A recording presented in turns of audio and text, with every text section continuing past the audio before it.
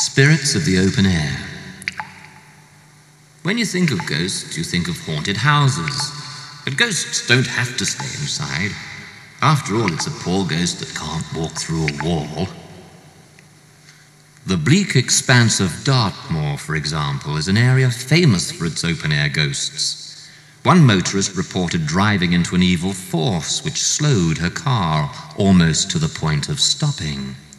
Her Labrador dog in the back snapped and snarled furiously to try and drive off the unseen intruder. Gradually, the power died away, and she was able to drive on, shaking visibly. Motorcycling across Dartmoor is no less dangerous. One rider, roaring down a hill, suddenly felt a pair of rough, hairy hands close over his on the handlebars. They wrenched the bike sideways off the road. When the rider regained consciousness, he found himself at the exact spot where another motorcyclist had been killed just months before. 3 years later, a couple parked their caravan close to the spot. That night, the wife woke up to find the caravan filled with bright moonlight. And there, clawing their way up the outside of the window, she saw a pair of huge, hairy hands. The woman made the sign of the cross, and the hands slid back out of sight. As if hairy hands and evil forces were not enough, Dartmoor is haunted by a phantom coach drawn by headless horses and a huge black dog. And if you venture into Wistman's Wood on certain nights, you can hear a whole pack of dogs, the wish hounds, howling and baying. Quite a few stretches of woodland are haunted. The woods near Elmerton in Norfolk sometimes echo to screams from the remains of prehistoric dwellings now known as the Shrieking Pits. Sometimes a ghostly figure is seen as well. The sounds that come from the pits are so terrifying that many local people believe they are the cries of prehistoric sacrifices. Savernake Forest is so haunted that its ghost can actually be seen during daytime. Sinister shapes flitting through the trees. One of them is a headless rider on a white horse, believed to be a member of a medieval hunting party who lost her head, literally, when her mount bolted along an avenue of low branches. Some outdoor phantoms are ghosts with a purpose. One visits the grave of Mary J. near the village of Widdicombe in the Moor to lay fresh flowers there. The phantom has no feet and floats above the ground.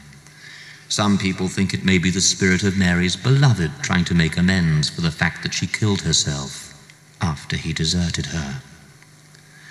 Another purposeful spirit is the dreaded brown man of the moors, a stoutly built dwarf who sometimes appears on Elsdon Moors in Durham. Now, this creature is a vegetarian with a mission to protect birds and animals of the area, particularly against hunters. In an early account of his activities, he gave a dire warning to a young poacher, who, however, ignored it. Only days later, the poacher sickened and died. But perhaps the most sinister outdoor haunting takes place at the well-named Murder Swamp, east of Selkirk. This is an eerie area of ancient trees, swampland and a pool, where a white swirling mist often rises up at twilight.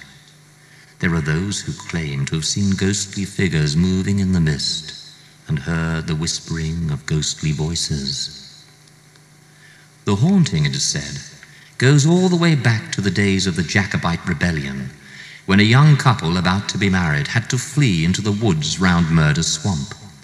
They were guided by a man named Geordie of the Mill. But Geordie, it seems, was secretly in love with the bride-to-be and almost certainly murdered the couple out of jealousy. He pretended he had sent them off to Leith, but suspicions were aroused when the woman's handkerchief was found in a swamp pool. There was never enough evidence to convict Geordie of the Mill, but he met his just reward all the same. Something began to haunt him, and he took to wandering in the woods himself, shaking and muttering, until one day he too failed to come back. A search party found him face down in the gloomy waters of Murder Swamp. And when they dragged the body out, everyone could see quite clearly the expression of total terror on his face.